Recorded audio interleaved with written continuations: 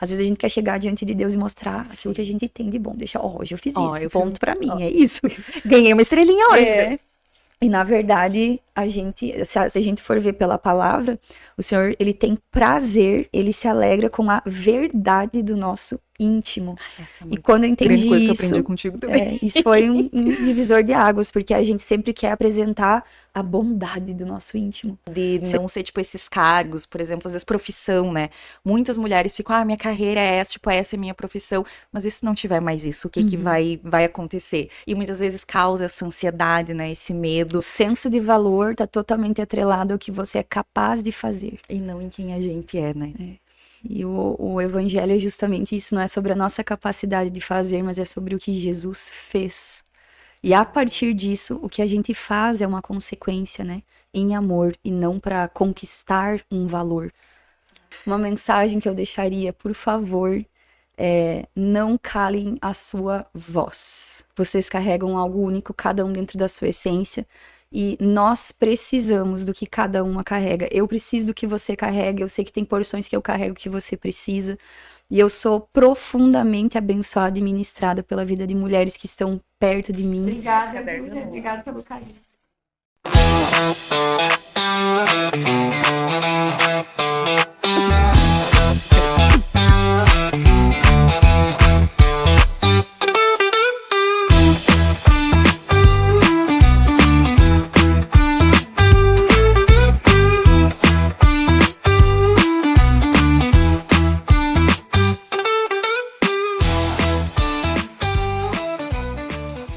Olá, pessoal, sejam muito bem-vindos. Estamos começando então mais um episódio do Bíblia em Podcast. Eu sou a Bianca Machado, eu tô entrando agora pro time aqui do podcast, desse projeto. É uma alegria, é uma honra para mim fazer parte disso. Então, antes de nós começarmos, para quem ainda não nos segue no Instagram, não tá inscrito no canal, quero convidar vocês então a se inscreverem, a seguirem no Instagram.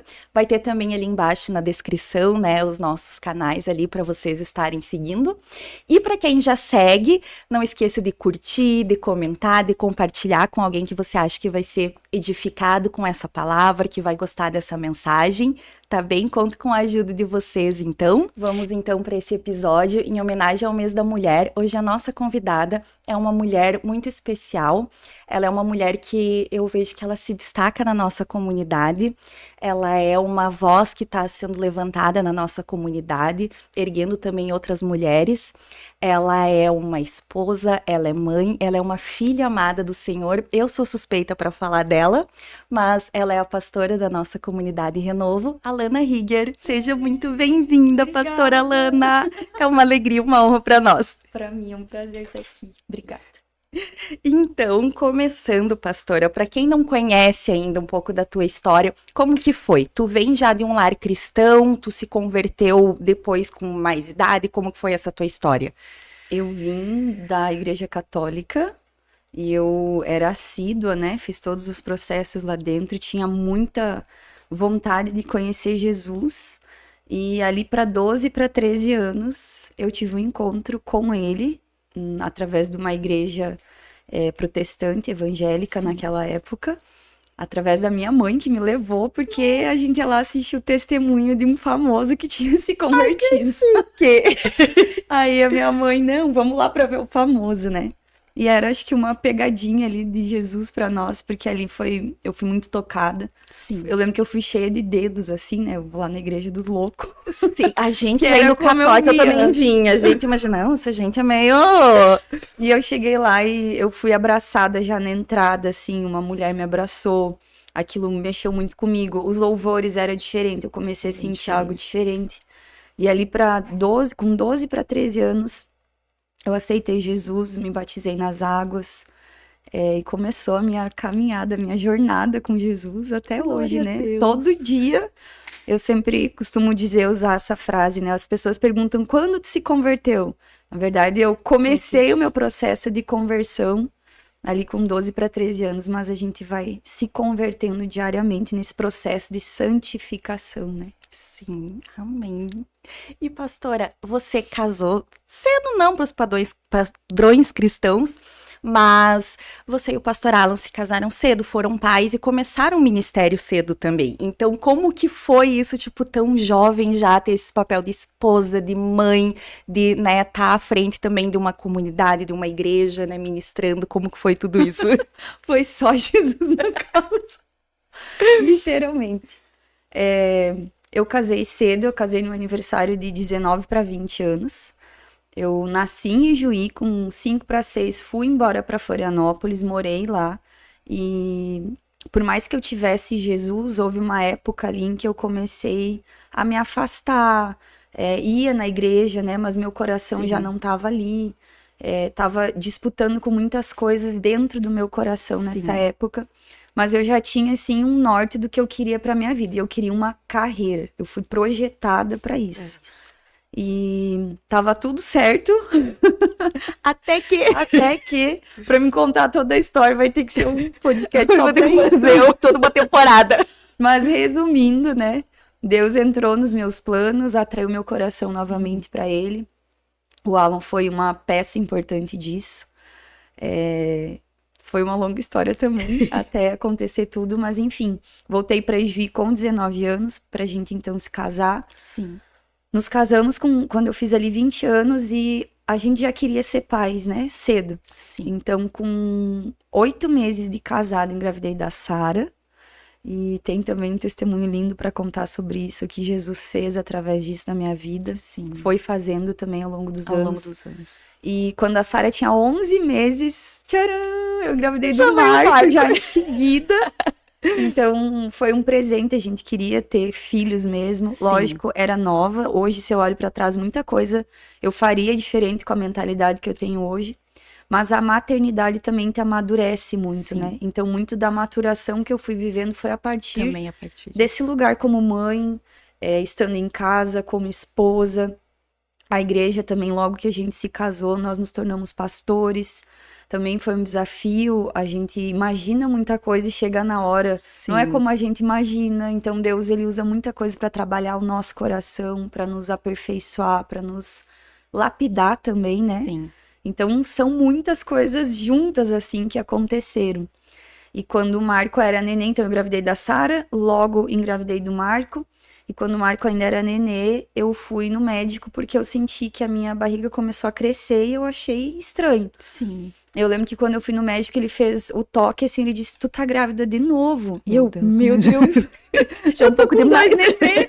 A Sara ainda era pequena, o Marco era nenê. E daí o médico foi fazer o ultrassom e ele descobriu não é um bebê, não é uma gravidez. Antes fosse, ele falou, né? E ali eu descobri que eu tava com um cisto. Sim. Ele usou esse termo no dia e foi ótimo, né? Porque Sim, não me pra assustou, não mas assustar. lógico que foi um Tu pouco já assustador. Meu ovário direito estava com um cisto do tamanho de uma bola, por isso que parecia realmente que eu já estava gestando, né? Sim. E em questão de 20 dias, o meu ovário esquerdo, que estava normal, quando eu fiz todos os exames e tomografia, ele já estava também tomado, assim, era um 20 tumor. dias. E nesse meio tempo, aconteceu algo muito precioso, assim, porque por mais que a gente passe por adversidade, por mais que a gente vive essas dificuldades, o Senhor, ele não sai de cena, ele continua agindo e ele é um bom pai, ele se importa, ele está conosco. E como eu era muito jovem, né, eu tinha com 21, eu ganhei a Sara, com 22 eu tive o Marco, e com 23, então eu tive esse tumor. Sim. Eu tava no meu auge, assim, né, pra poder gerar tudo, e né? tudo. Recém-casada também. E eu lembro que a gente queria ter mais filhos. Eu queria ter 5 filhos, na verdade. Meu Deus! Eu Tá ia quase igual adorar. a minha mãe. Minha mãe teve Eu disse, 4. eu ia estar mais tempo grávida do que, enfim. Mas, diante disso, um pouco antes de eu descobrir esse tumor, o Alan teve um sonho. E nesse sonho ele via eu numa cama de hospital e o médico que cuidava de mim nessa época vinha até ele e dizia assim, ela tá bem, mas ela não vai mais poder gerar filhos. Mas ela tá bem. E ele teve esse sonho e não atrelou a nada, ele até nem me falou, porque ele Pra disse, não- uma coisa menos pra se preocupar, né? Sim. E aí, quando veio, então, essa notícia, antes da gente ir para a sala de cirurgia e tudo mais, a gente até conversou, ela me contou. Então, a princípio, estava tudo bem, eu ia tirar um ovário e a vida que segue. Sim. Mas a gente já foi preparado de alguma maneira e confiante, né, de que ia ser tranquilo, que Deus estava no controle disso. Lógico que eu passei por muitas coisas também internas ali, no sentido, Deus, isso é um castigo. Eu ainda tinha que amadurecer muitas coisas na minha caminhada com Jesus, no meu entendimento sobre muitas coisas, né? E fui preparada. Quando o médico voltou, ele até foi assim, meio sem jeito para falar para ela, olha, infelizmente, o ovário esquerdo a gente teve que remover, então ela não tem mais como gerar filhos. Mas a gente já estava preparado para isso. Lógico que aí vem toda uma outra trajetória, porque eu entrei no processo de menopausa forçada, então é igual tirar uma tomada, né, da luz. Ali, tira. E isso trouxe muita sequela, foi um ano inteiro, assim, muito difícil para mim. E Deus sempre dando palavras de que ele me restauraria. Até que eu encontrei depois um outro médico em Porto Alegre, enfim, uma longa história, assim, né? Sim. Mas hoje eu faço toda a reposição e eu digo assim, isso é tão precioso ver o cuidado do Senhor nisso por nos conectar com as pessoas certas. Sim. Porque até mesmo a saúde que correria o risco de eu não ter, eu tenho hoje com qualidade, sabe? Então, Deus, ele é muito bom, muito fiel. A partir disso, ele gerou muita coisa também. Posso falar também a respeito, a gente tá falando de mulher, né? Sim. Muitos preconceitos e às vezes até uma religiosidade que foi carregada e incentivada por muito tempo. Através disso eu pude ser muito tocada e o Senhor me constrangeu, me confrontou e transformou também muitas coisas em mim, porque diante do quadro da menopausa eu comecei a parar de produzir hormônio feminino, né? Sim. Então isso foi uma série de coisas que foi acontecendo. Então eu trocava a noite pelo dia, eu tinha muita insônia, eu não conseguia dormir.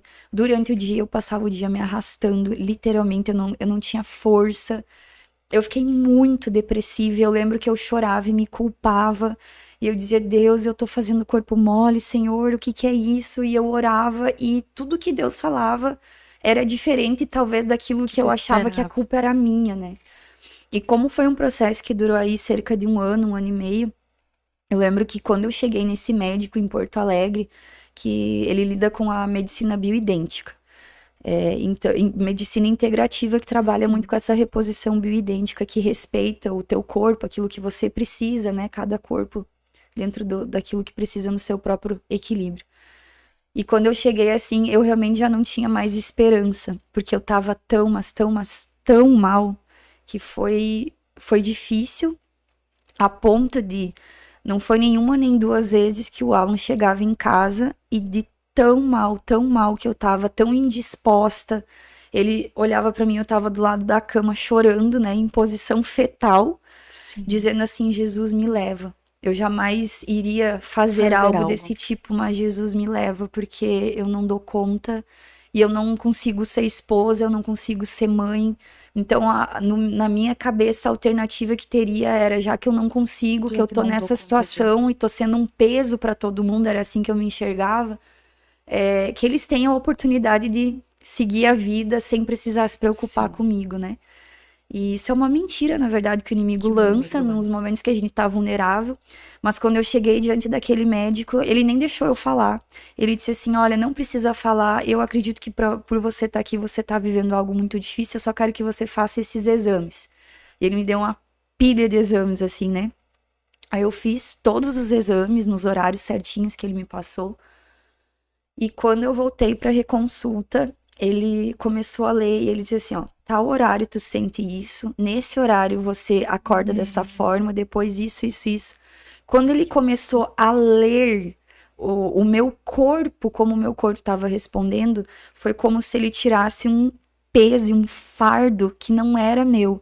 E ali também eu fui muito confrontada com essa questão realmente da nossa parte orgânica, daquilo que é físico. Sim. Então, lógico que afetou meu emocional, mas ali também Deus começou a tirar muito esse preconceito que aquela época se falava muito, né, contra a depressão, como se fosse uma coisa, né, um mimimi, uma frescura, mas muitas vezes desencadeia, assim, fatores orgânicos, o nosso corpo e tudo mais. Então, diante disso, eu lembro que ele pediu, eu quero pelo menos 5 meses para você começar a fazer a reposição e começar a sentir uma diferença no teu corpo. E não precisou 5 meses. Eu lembro que uma semana que eu comecei a repor, eu chorava, Bianca. Eu chorava, eu dizia assim, eu parecia uma louca. Era uma louca de alegria, bom. E eu dizia assim, meu Deus, eu sinto vida no meu corpo. Eu sinto vida no meu corpo. Então era como se fosse um tanque de combustível que não tinha, que já estava seco, que caiu uma gotinha, aquilo foi suficiente para, sabe? Então foi uma experiência, todo um testemunho, foi muito difícil, né? A gente passou por muitas coisas também em relação a isso, até chegar ao ponto de eu poder fazer a reposição e começar a sentir a mudança, né? Mas é um testemunho muito forte, assim. Depois, naturalmente, algumas mulheres que às vezes eu sei que tá passando por alguma coisa, a gente conversa, olha, como é que tá o teu quadro hormonal, como é que tá a parte das vitaminas, porque existe a parte física, orgânica, que a gente não pode ignorar. Isso também é algo que a gente aprendeu, né, que Deus fez corpo, alma e espírito. Não, a gente não pode negligenciar nenhum nem outro, achando que esse é mais importante que esse, que o corpo não tem valor, que a alma isso e que o espírito aquilo, porque é os três. Isso compõe o ser humano, o corpo, a alma e espírito, né? Esses três compõem a totalidade de quem a gente é. Então, lógico que um vai afetar o outro, porque ele está interligado. Então, a partir disso também, falando dentro de uma questão ministerial, de maternidade, de casamento, né? Foi aí, acho que um pontapé pra gente viver muita coisa e pra Jesus trabalhar muita coisa na nossa mentalidade, em nós e através de nós também, com um olhar diferente. Sim. E como tu fez passando por tudo isso, pastora, pra não perder a fé? Claro, tu sabia que Deus estava ali contigo, mas às vezes a gente tem essas questões. Ótima tipo, com uma depressão, uma ansiedade, uma coisa assim, a gente começa a mas não é falta de fé minha? Ou será que eu tô falhando em alguma parte? Como tu falou, será que é culpa minha? Será que eu tô em pecado? Porque às vezes a gente imagina sempre, tem uma enfermidade, uma doença, é porque tá em pecado, é porque fez alguma coisa errada. Ou então, eu não tô tendo fé o suficiente, por que eu tô passando por isso? Como se fosse mais, tipo, só acreditei em Deus e passou tudo isso, né?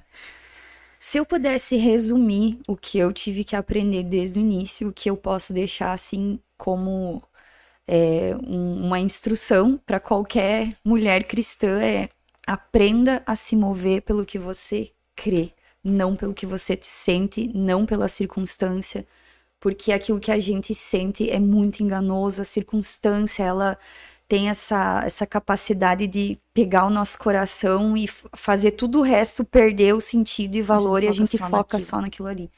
Então, eu não sentia, e foi justamente me colocando, me propondo a permanecer na palavra que Deus liberava. Então, como eu disse, né, eu orava, eu chorava muitas vezes, eu clamava ali no chão, esparramada, quebrada, e eu levantava, e sabe aquela coisa que ninguém, eu acho que faz, só eu já fiz, que a gente pega a Bíblia e diz, Senhor, por favor, fala comigo. E por algumas vezes Deus falou comigo dessa maneira, devido à entrega e ao desespero também do meu coração de querer entender o que estava acontecendo. Porque num primeiro momento, sim, foi aquela coisa, Deus, isso é um castigo, né? E toda aquela coisa. E a única coisa que Deus falava, ele sinalizava, seja através de um louvor, através da Bíblia, através de uma leitura que eu estava fazendo através de pessoas, é que não era um castigo. E eu não conseguia entender isso ainda. Sim. Tava no centro ali do furacão acontecendo. Mas depois que aconteceu, que o tumor foi benigno, graças a Deus, então eu fiquei bem, mas entrei nesse processo, eu realmente comecei a buscar, e assim, Deus liberava palavras de vida. Se eu orava, dizendo assim, Senhor, me restaura do meu leito de enfermidade, eu ia ler a Bíblia, era como se ele tivesse escrito a minha oração respondendo, e ele, eu te levantarei e te restaurarei do teu leito de enfermidade, a passagem que eu lia. E muitas promessas eu comecei a receber de saúde, de restauração e tudo isso na palavra. Só que o engraçado é que quanto mais eu recebia nesse sentido, pior o meu quadro ficava. Ia agravando. Eu dizia assim, meu Deus, parecia que eu tava nadando contra a correnteza. E tem aquela passagem, né, que Abraão, ele creu contra a esperança. Isso eu acho que definiu aquela época da minha vida, mas me trouxe o ensinamento de me mover pelo que eu creio e não pelo que eu sinto. Então, acho que isso é uma chave que a gente precisa aprender, né? Porque a gente não vai ver muitas vezes a mudança acontecendo e isso confronta a nossa incredulidade. Nossa, a minha vida inteira, né? Coisas que às vezes a gente precisa, não, mas eu preciso ver que tá acontecendo, eu preciso ver que a pessoa vai... E aí Deus diz, não, então você quer ver para crer. E não é assim que funciona. Creia e você vai ver eu agir. Confia em mim. Até porque eu acredito que se a gente tiver essa convicção no nosso coração de que a gente ama o Senhor, a gente pode descansar numa máxima que é: todas as coisas cooperam para o bem daqueles que amam a Deus. Então, se a gente ama Deus de verdade, todas as coisas, inclusive os BO, as tristezas, elas estão cooperando, colaborando para o bem, né, daqueles que amam ao Senhor, que são chamados segundo o seu propósito.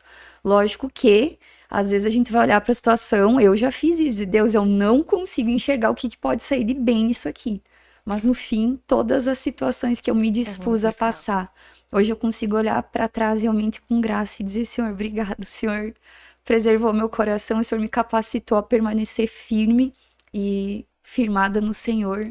Eu posso hoje olhar para trás e agradecer, porque eu vi o que o Senhor transformou através disso. Sim. Não só na minha vida, mas nas circunstâncias e em pessoas que às vezes têm essa conexão conosco também. Sim, e que também ver a bondade dele, né, sendo derramada. Amém. E nessa questão de, por exemplo, questionar: ai, Senhor, eu não entendo o que está acontecendo. Muitas vezes, eu mesma, imagino que outras mulheres, a gente pensa: ai, eu não posso questionar. Tipo, ai, como é que eu vou questionar Deus? Eu não tô entendendo ou por que isso está acontecendo.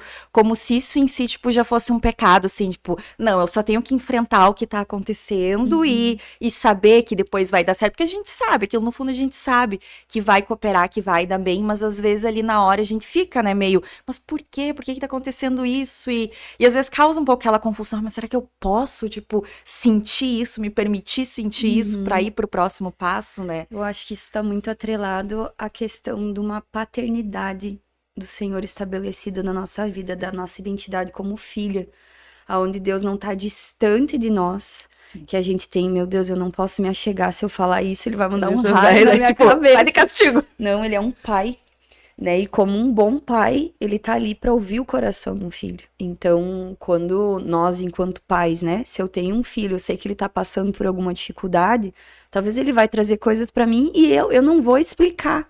E ele também não vai entender, mas eu preciso ouvir o coração dele. Deus, como um bom pai, ele já conhece nosso coração. Então, assim, nossa, eu não vou nem falar porque eu vou estar pecando. Ele já conhece o coração, ele sabe que tá ali dentro. Sempre fala pra mim. Então, a gente pode sim se achegar diante dele, né? Com esse coração de muitas vezes ser real e verdadeiro com aquilo que tá sentindo.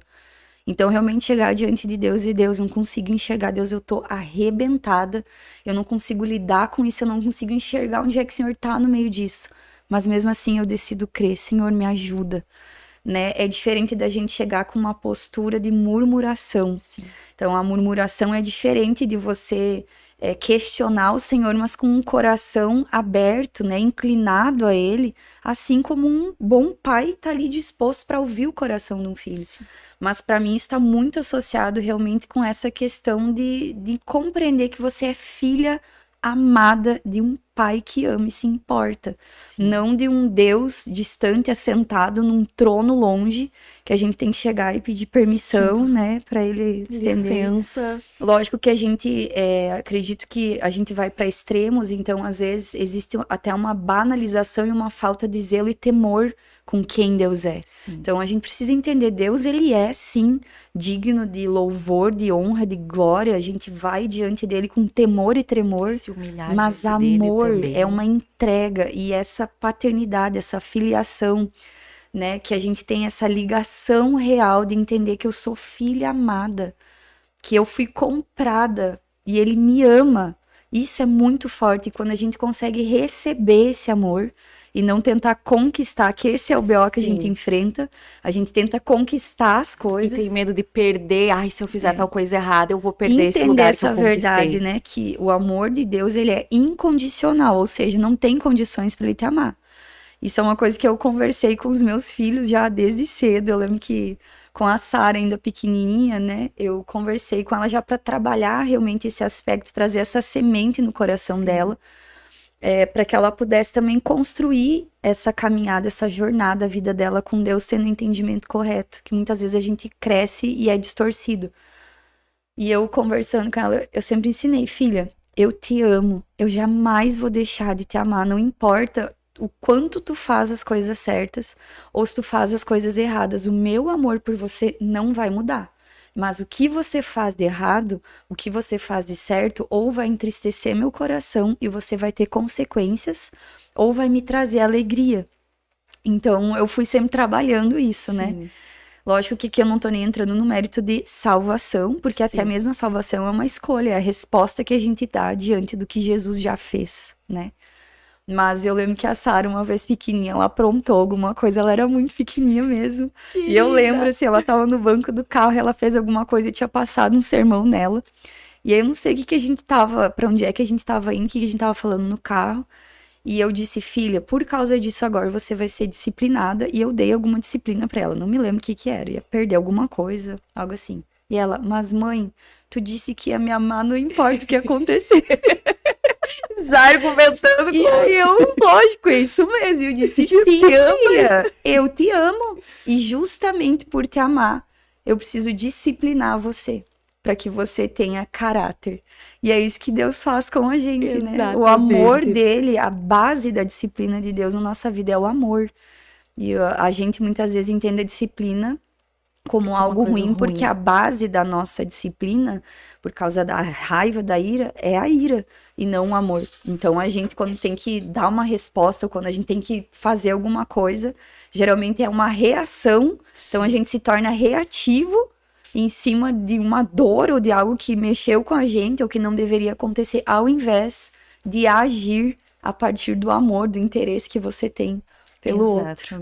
E é assim que Deus faz com a gente, né? E que como é precioso perceber isso, né? E essa questão da identidade, eu estava comentando, pastora, claro, todos nós como cristãos temos que ter a nossa identidade, né, firmadas em Cristo, mas eu vejo que para nós mulheres, às vezes parece que é uma questão muito difícil, às vezes por não ter uma paternidade terrena que seja presente, ou, enfim, pela história, por tudo, às vezes que até a sociedade, enfim, os pesos que a gente como mulher sofre, é difícil a gente chegar nesse ponto, sim, de achar a nossa identidade em Deus. Então, como é que é esse processo pra gente entender que a gente é filha? E às vezes a gente tá nesse processo, entende a nossa identidade e pode perder um pouco no meio do caminho e precisa recuperar. Como que funciona, assim, isso? É um processo, né? Eu acho que o primeiro passo é você se abrir para isso e se dispor para conhecer Deus como Pai.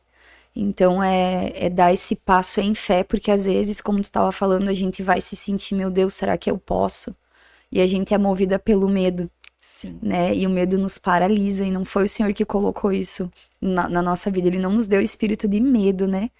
Então, o primeiro passo é se dispor realmente a dizer, Deus, eu quero te conhecer como Pai. Porque à medida que a gente conhece ao Senhor, a gente passa a se conhecer pelos olhos dele.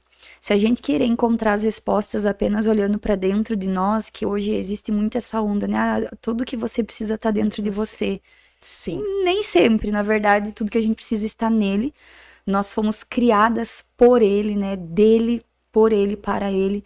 Então a gente precisa entender a nossa origem, Sim. Da onde a gente vem, para conseguir compreender a nossa identidade, o nosso propósito e o nosso destino.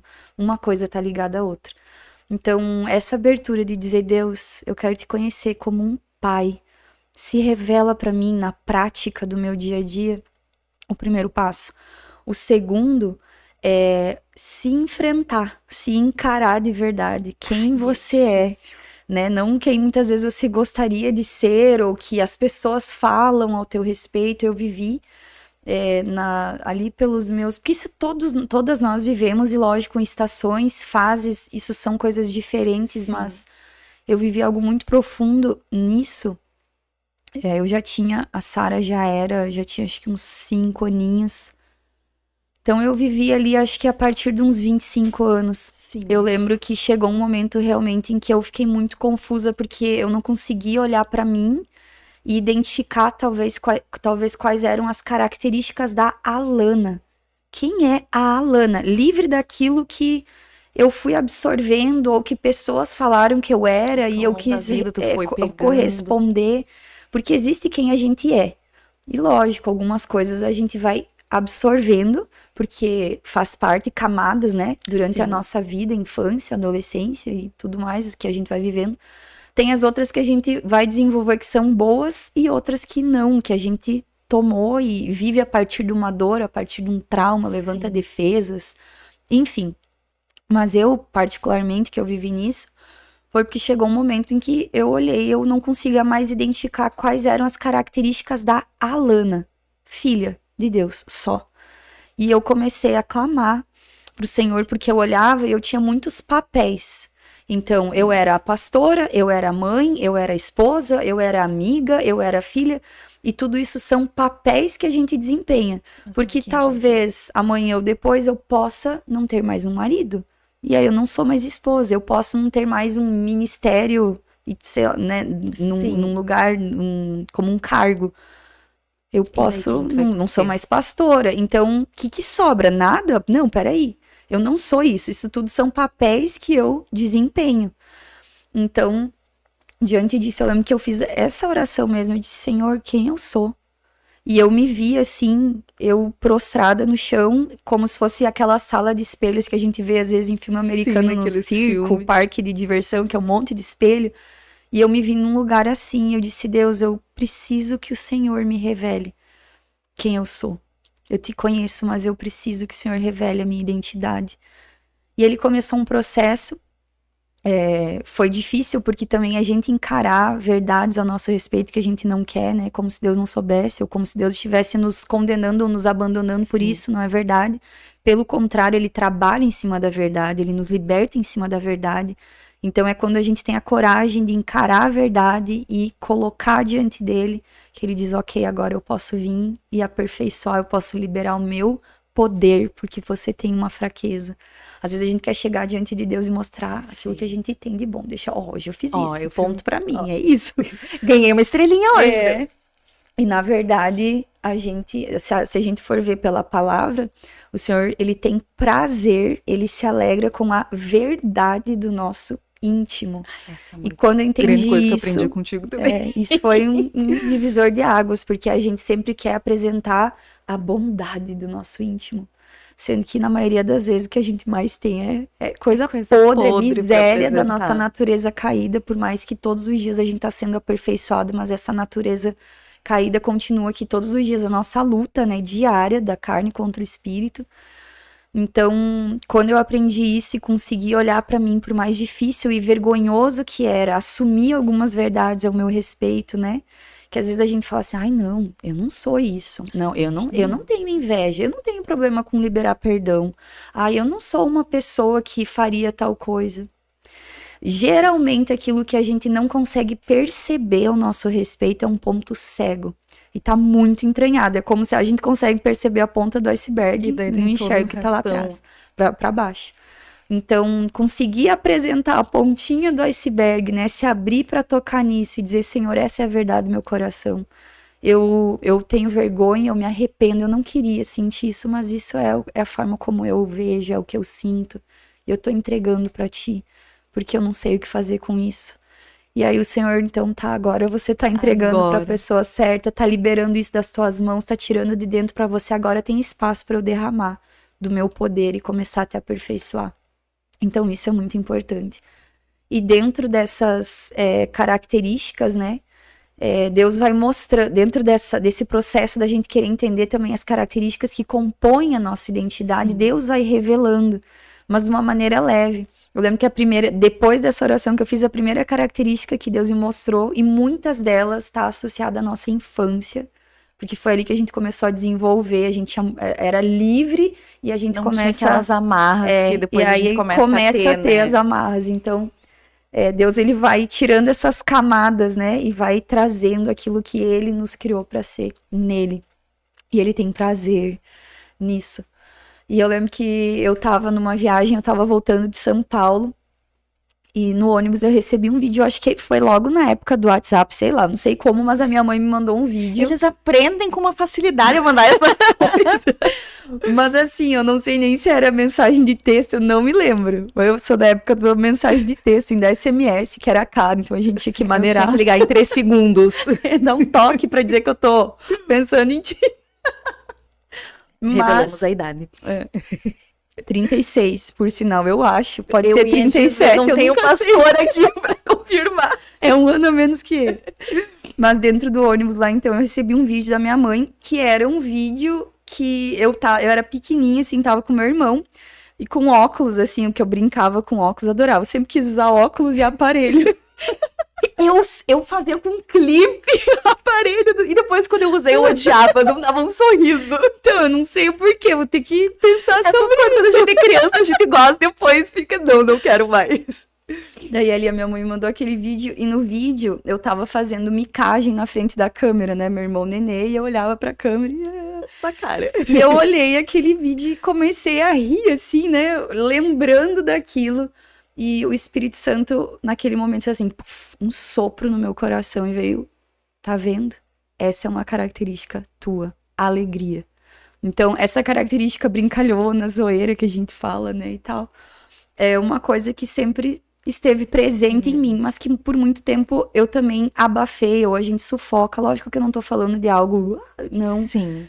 é isso de uma maneira que louve a Deus, né, e colocado por Ele em nós.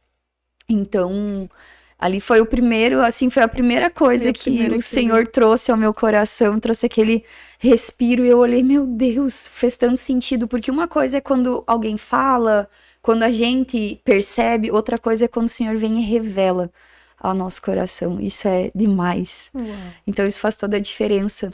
E a gente se mover por aquilo que o Pai diz ao teu respeito. Então, esse seria, então, um terceiro passo, né? Se dispor, se abrir, se encarar e apresentar ao Senhor para que Ele comece a falar. Mas um terceiro passo, trocar as mentiras que a gente acredita pelas verdades que Deus diz. E aí também vai passar por aquele crivo de não se mover pelo que sente, porque a gente vai ter a tendência de se sentir e crer nas mentiras que a gente aprendeu ao longo do tempo sobre quem nós somos, os rótulos que a gente recebeu. E a gente precisa fazer realmente essa escolha, essa decisão de tornar aquilo que já é uma verdade, uma realidade. Isso é um processo, como se fosse realmente uma semente. O Senhor liberou, a palavra dele é como uma semente. Caiu na terra do nosso coração, ok. Então a gente precisa ter o cuidado para regar, para esperar isso ali crescer, para ir, né, brotando até que vai frutificar. Aquilo ali vai se tornar uma realidade. Nossa, eu sinto isso agora. Mas antes de sentir, muitas vezes a gente não vai sentir nada, a gente vai ter que decidir trocar a mentira pela verdade de Deus. Esse é um ponto importante. Que difícil às vezes, né? Essa parte do não acreditar nas mentiras, né? E porque muitas vezes é muito fácil a gente tá num momento de abrir uma brechinha, né? E acreditar naquelas mentiras que o inimigo fala sobre nós, ou que a gente passou a vida às vezes acreditando, muitas vezes na infância que alguém falou sobre nós, né? E isso também de não ser, tipo, esses cargos, por exemplo, às vezes profissão, né? Muitas mulheres ficam, minha carreira é essa, tipo, essa é minha profissão, mas e se não tiver mais isso, o que que vai acontecer? E muitas vezes causa essa ansiedade, né? Esse medo. O senso de valor tá totalmente atrelado ao que você é capaz de fazer. E não em quem a gente é, né? E o evangelho é justamente isso, não é sobre a nossa capacidade de fazer, mas é sobre o que Jesus fez. E a partir disso, o que a gente faz é uma consequência, né? Em amor e não para conquistar um valor. E tu acha que nessa questão de encontrar a identidade, pastora, também vem junto isso de propósito, chamado? Porque acredito que também é muito uma dúvida, assim, que a gente tem, às vezes, qual é o meu chamado? Qual é o meu propósito? Como que eu vou descobrir isso? Às vezes esperando também uma grande revelação, assim, de Deus. E muitas vezes a gente não se move esperando que isso seja revelado, e também às vezes causa um pouco, né, essa angústia, esse temor de, eu quero viver o que Deus tem pra mim, né? Propósito, aquilo que eu falei, a origem vai definir tua identidade, que vai revelar o teu propósito e o teu destino, você sabe para onde está indo. Então, o propósito sim está muito atrelado à identidade, mas num sentido de chamado, eu acho que muitas vezes a gente complica, Porque, na verdade, todos foram chamados para manifestar, né? Sim. Trazer o céu para a terra, para ir e fazer discípulos. Esse é o grande chamado, é universal. Então, aqueles que receberam, que têm Jesus na sua vida, que estão nesse processo, é o ide. Esse é o chamado, ide fazer discípulos. Isso implica em não só ganhar, mas fazer, é discipular, é estar junto, é ter interesse, é ter comprometimento, responsabilidade um com o outro. Esse é um chamado. Porém, o nosso propósito é algo muito interessante porque ele está associado à nossa identidade na maneira como a gente vai fluir nele. E isso não tem que ser um peso. Eu vivi uma experiência que foi muito engraçada, na verdade, né? Por eu não compreender de forma errada. Porque eu também, Deus, qual é o meu chamado? Qual é o meu propósito? Só que, na verdade, a gente descobre isso vivendo, né? E ele vai crescendo, vai aperfeiçoando, vai amadurecendo.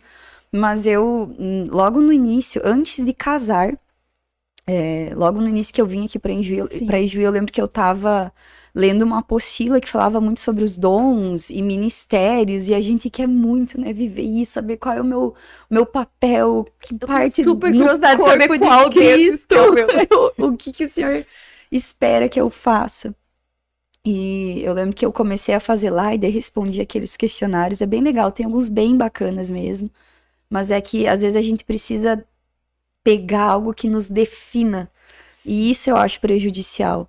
Porque a gente quer muitas vezes usar isso como uma defesa, ou escapar, ou se esconder atrás de uma definição, né? E isso muitas vezes vai nos limitar. E Deus, ele não enxerga dessa forma, ele vai nos usando nossos valores através disso, né? E o Espírito Santo vai ali nos capacitando com poder, com ousadia, com coragem para manifestar aquilo que o Senhor colocou em nós e que está dentro do propósito maior que é dele, né? A gente vai colaborando junto.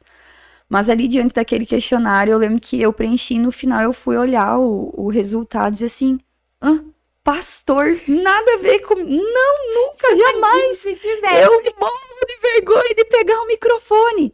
Eu falei, né? E a minha sogra tava sentada assim, perto de mim, e ela virou assim, mas é que foi com uma flecha, assim, foi a boca dela veio como se tanto pá no meu coração. E ela só virou e disse assim, sim, pastor não é aquele que usa o microfone, é aquele que pastoreia as ovelhas. Quando ela falou aquilo, mas foi realmente o Espírito Santo trouxe aquela revelação. E eu, meu Deus, e daí eu fui ler a descrição. Então a gente atrela que pastor usa o microfone porque é o título que a gente dá, mas muitas vezes o pastor que tem esse título, ele tem um chamado voltado, um chamado ministerial como um ofício profeta, ou como um evangelista, ou como um mestre, Luciano Subirá, né? Que é uma bênção. Então, eu lembro que ali foi aquele boom, assim, né? E eu vi realmente quanto meu coração era inclinado para isso, no sentido de eu amar estar com pessoas, e ouvir, e instruir, e compartilhar, e gerar vida, e receber e tal. Então, isso vai ganhando forma, né? Agora, ministério, para mim, que também eu acho que todo mundo... ministério, se eu for olhar para Jesus, é fazer o que precisa ser feito. Né? Não é aquilo que, isso queima no meu coração, é isso que eu vou fazer. Mas é olhar para Jesus e entender, ele fez o que era necessário ser feito. Quando ele olhou para a cruz, ele não olhou assim, nossa, está queimando meu coração, é isso mesmo. Não, era o que era necessário fazer. Então, isso é um ministério autêntico, né? Você vai porque você ama Deus e você ama pessoas que são amadas por ele, e você tá ali disponível para fazer o necessário que precisa ser feito, até que teu coração queime por isso.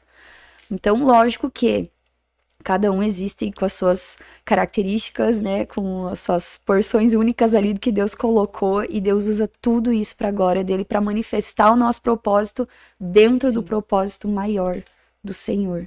Mas hoje eu encaro isso com leveza, né, não com esse fardo, porque eu já me perguntei muito isso, Deus, qual é meu propósito, meu chamado, como se eu não pudesse ser assertiva em algo, porque eu não tinha algo definido, mas na verdade era muito mais algo que eu queria para me apegar do que de fato simplesmente, Senhor, eu tô me dispondo, eu tô nesse processo de saber quem eu sou em ti, e à medida que isso vai surgindo, eu sei que o meu propósito ele vai sendo construído. Ali, né? Então assim, o teu propósito, o teu chamado, você vai viver, seja aqui no podcast, né? Pega o teu Sim. caso, uma pessoa super comunicativa, expressiva e tal. Super não vejo É isso. parte da Bianca. Sim. Então, seja aqui, seja dentro da igreja, seja no teu trabalho, no teu campo profissional, seja estudando, seja você tá manifestando porque faz parte de quem você é. Sim. Isso é muito leve, né? E o Espírito Santo tá com a gente, ele tá construindo isso diariamente Vai criando em isso. nós. E isso também acho que é uma coisa importante, porque muitas vezes também pela sociedade a gente é criado para ter aquelas comparações assim, então, ai, mas ela fala melhor do que eu, ou ela canta melhor que eu, ou ela faz tal coisa melhor que eu.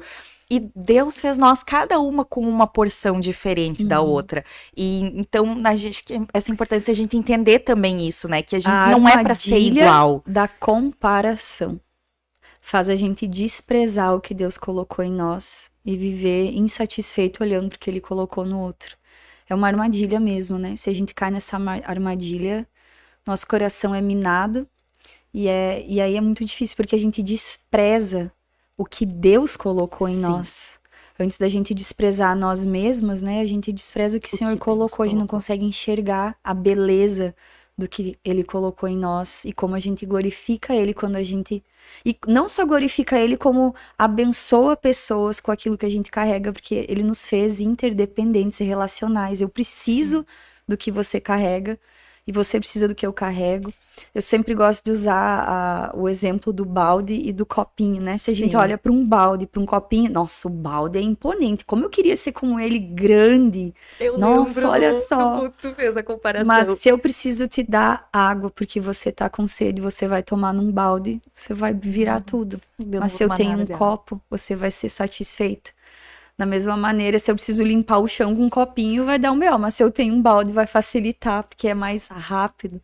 Então, essa questão da comparação, sim, é uma coisa muito presente dentro do universo feminino, né? Sim. Mas é uma armadilha. E se eu pudesse dizer o que fazer com isso, encare o que você se compara, o que você olha pro outro, talvez, e inveja, né? Isso é uma coisa que eu digo, às vezes a gente acha que não tem inveja, mas isso faz parte da natureza caída. A gente nem percebe, E porque volta é aquilo de feio, não né? abrir o nosso coração de não, eu não feio, sinto é isso, isso é um feio sentimento sentir isso, feio. não. E na verdade é ir para Jesus e dizer, Senhor, eu sinto que eu tô olhando para aquilo e está me fazendo mal, porque eu não tenho, eu quero que eu não tenho, e eu não consigo ser fiel no que está em mim. Sabe, ser fiel com o que o Senhor nos deu e fazer isso multiplicar. Sim. Então é muito do coração, a gente se dispor realmente, abrir o coração para que Jesus revele algumas coisas e liberte-nos disso, de dentro para fora. Sim.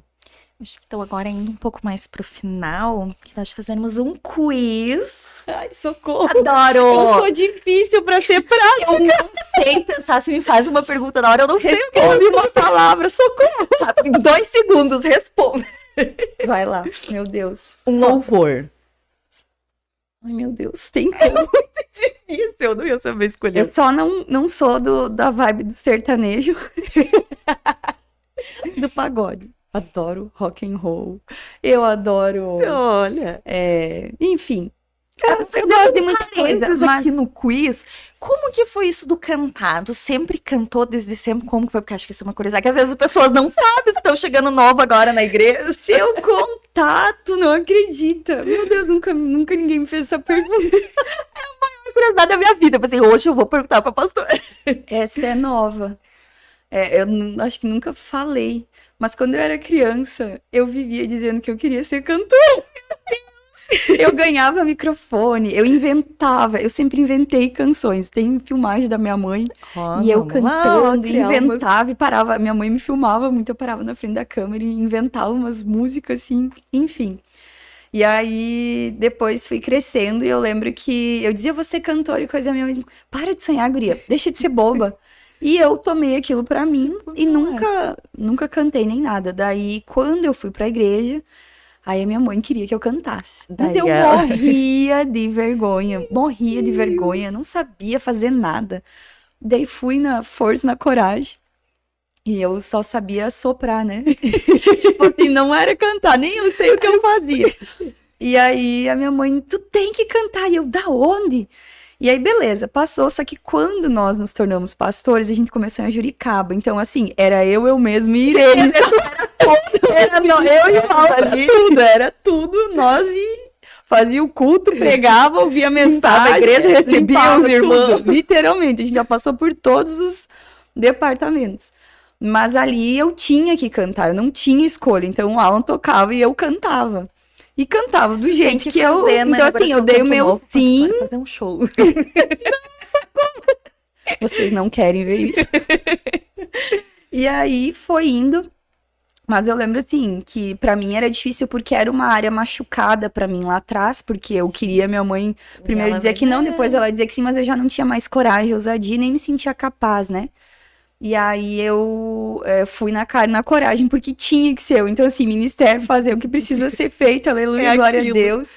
E era muito engraçado, guria, porque eu lembro uma vez em Juricaba, a primeira família que a gente ganhou pra Jesus.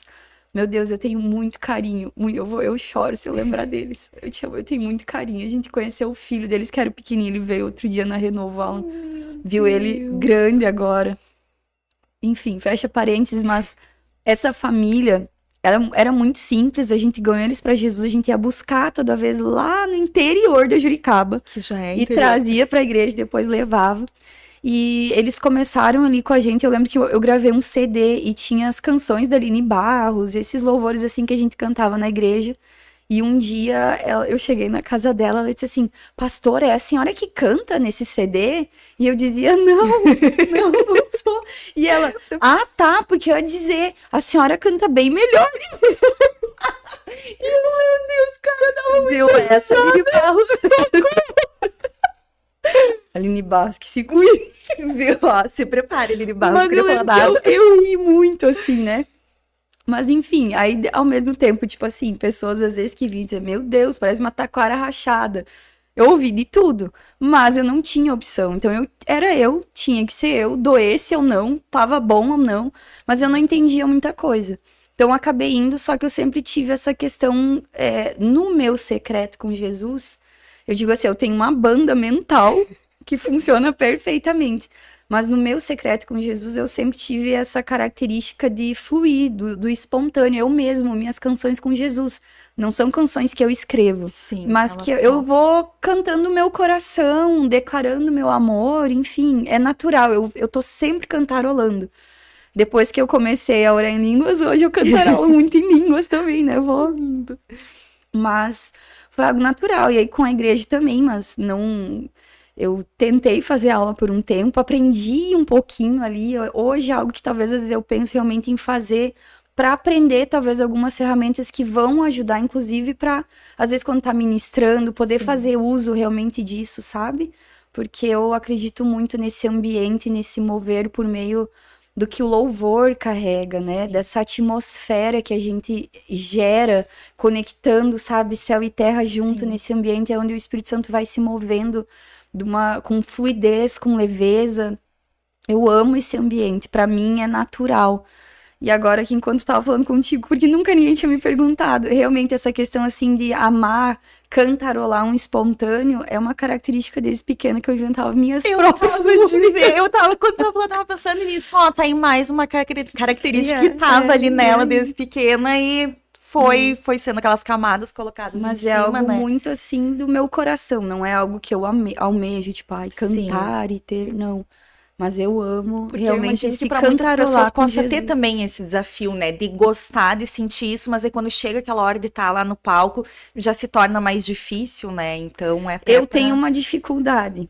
Por causa desse ambiente que para mim é tão comum estar a sós com Jesus, quando eu estou com outras pessoas, eu tenho que fazer um esforço para realmente estar conectado com os outros e não esquecer de tudo e todos e Deus aqui. Então, assim, isso é uma dificuldade. Agora, lógico, a gente precisa sempre melhorar, crescer, se dispor a isso, né? Se capacitar para.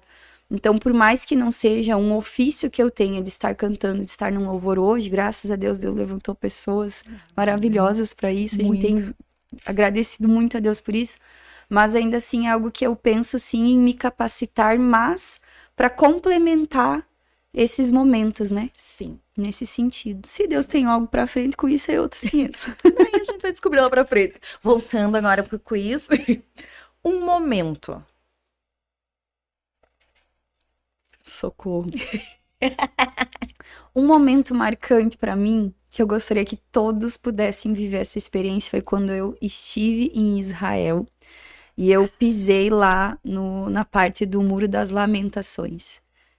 Foi um momento muito precioso, ficou marcado no meu coração, tanto que se eu paro agora pra falar, é como se eu conseguisse sentir ainda aquele ambiente.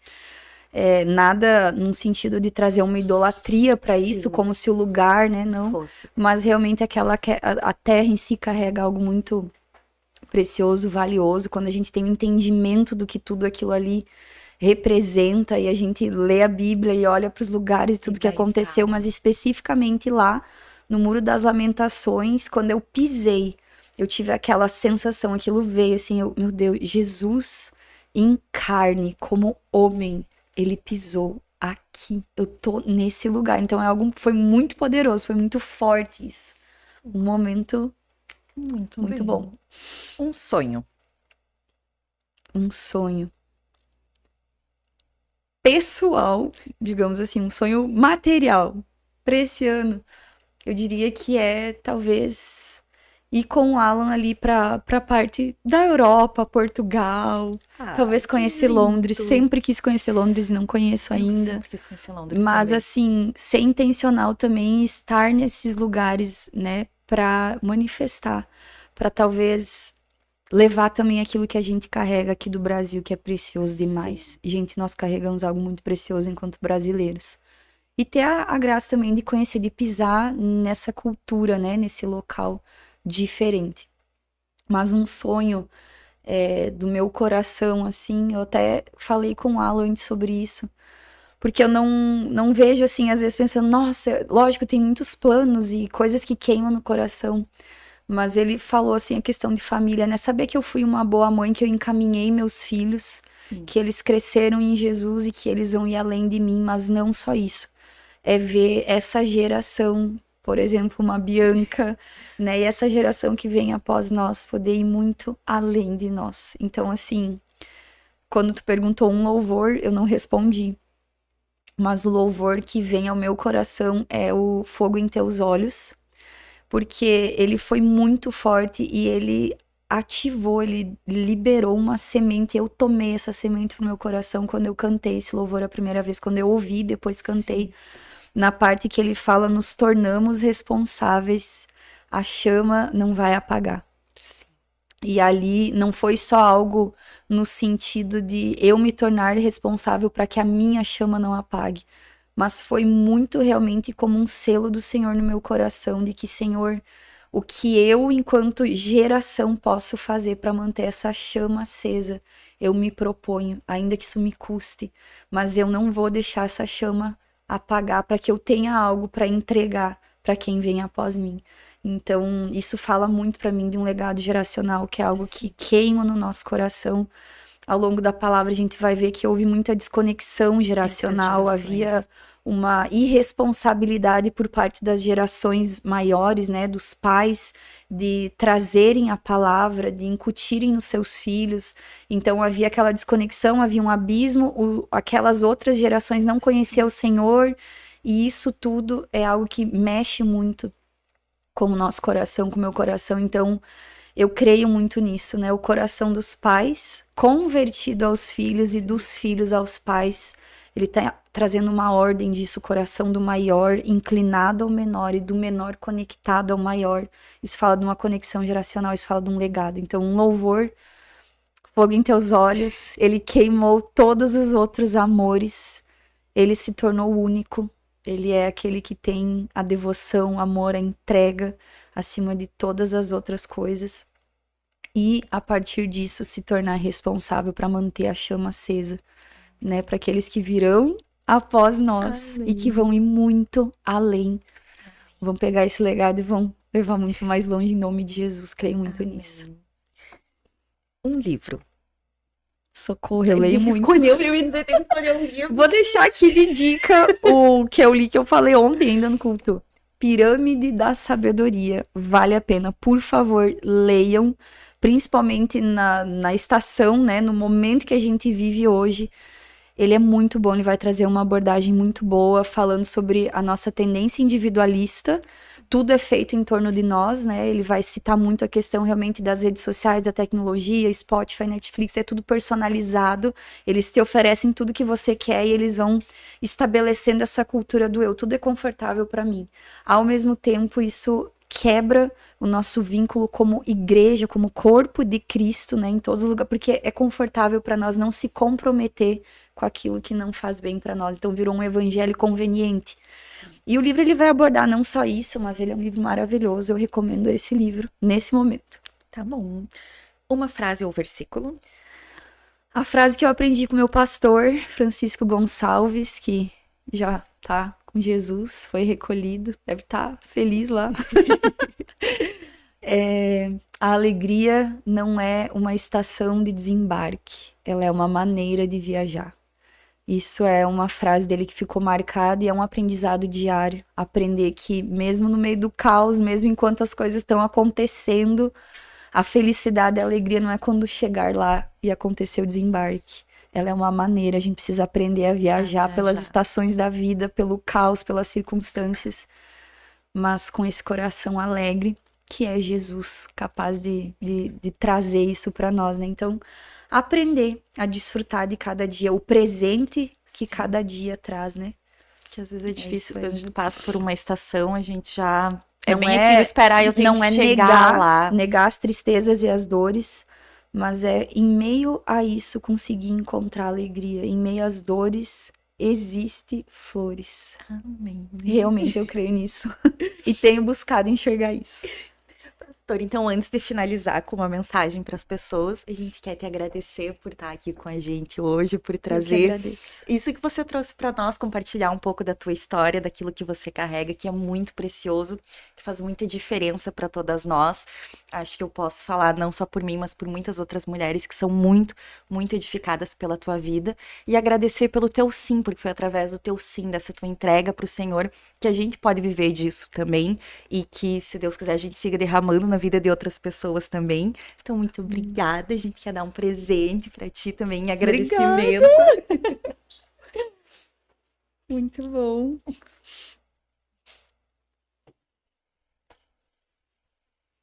Como é que faz? Eu abro agora? Ou não? Socorro, eu tenho que abrir agora. Tem que me ajudar aí. Como é que eu corto o negócio aqui? Não sei se eu vou conseguir, não. Eu não consigo abrir também. Socorro.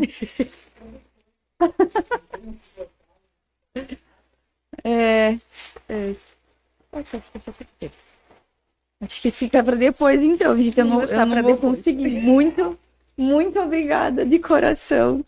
Essa semente que o Senhor retribua 1000 vezes mais.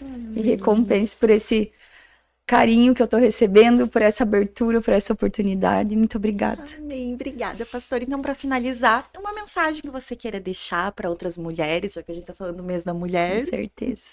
Uma mensagem que eu deixaria, por favor, não calem a sua voz. Vocês carregam algo único, cada um dentro da sua essência.